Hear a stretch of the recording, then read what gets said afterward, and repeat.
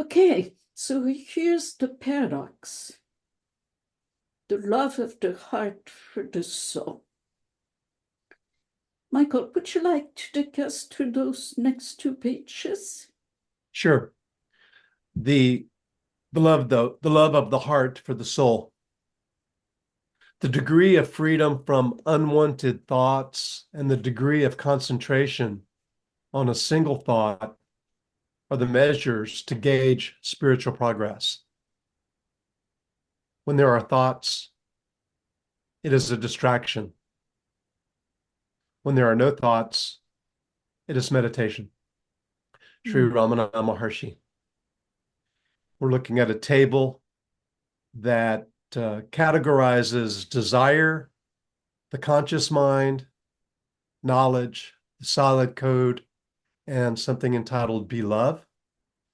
And it highlights for us 2 different colors, the energy of fire as red and water as blue.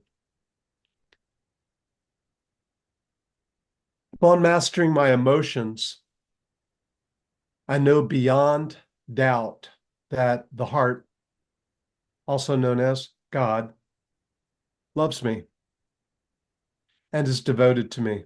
So stop here and explain that for us.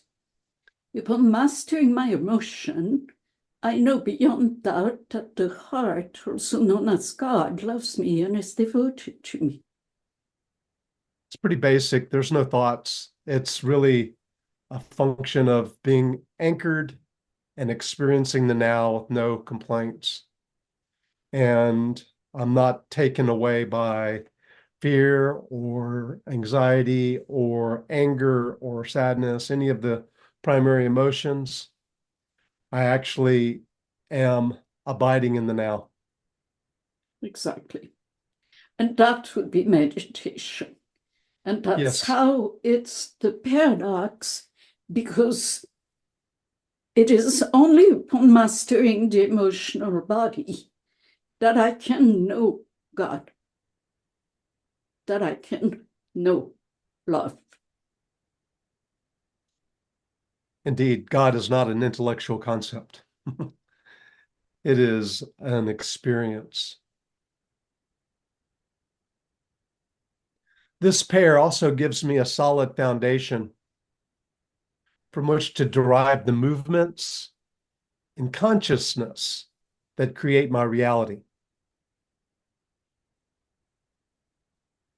First, number 1, solid code of elements move into knowledge. So from the solidity of an element, I can deduce the corresponding instruments of self-knowledge. For example, from fire comes the instrument of knowledge, which is the heart. My fire works with the heart. And from water, I can deduce the instrument of knowledge as the soul. Do you want to comment on that, Maha? Yeah, the way to read that table is from the bottom up.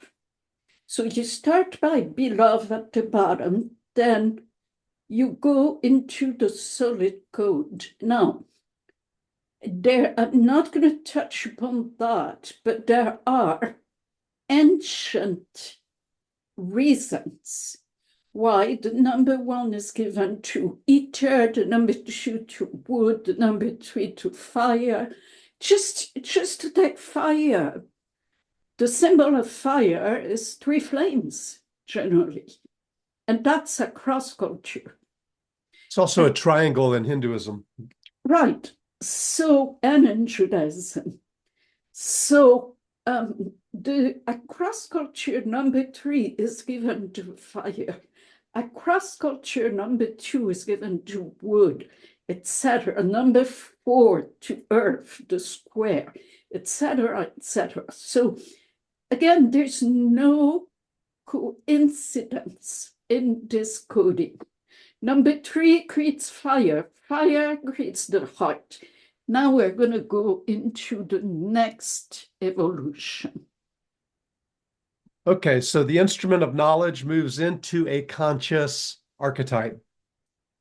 For example, so from the instrument of self-knowledge, I can deduce the conscious archetype that's acting through me. For example, the heart becomes the archetype of the leader.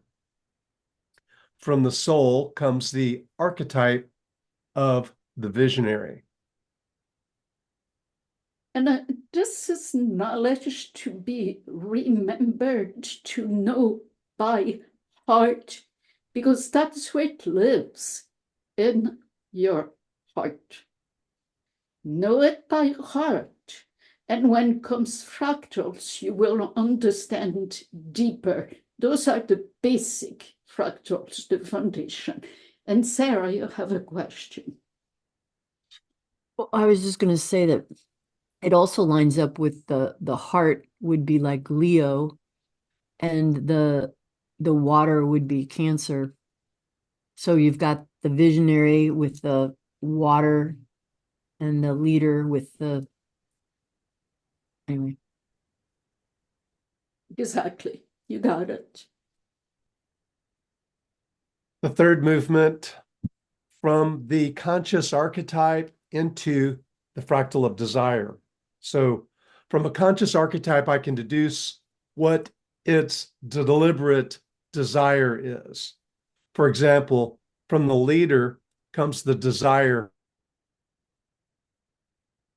for transformation.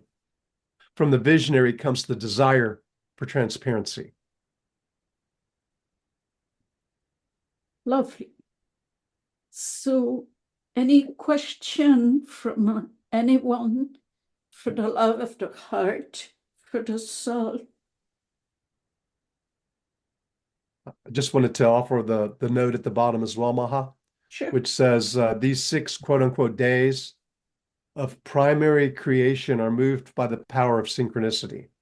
This also means that there is no delay, in other words, no time or mind, between my intention and its manifestation. Exactly. So to go back to what you were saying, Sarah, your true intention at this moment is to be a medium-sized captain, because that's exactly what's manifested in present time. So to change the manifestation, you become clear on the true intention, what's driving the show. Like if I were a true size captain, I'm afraid that I would have to blah, blah, blah, blah, blah. And then you start understanding yourself at the next level. Okay. And without transparency, there's no transformation. And without transformation, transparency is impacted. So those two work together pretty directly.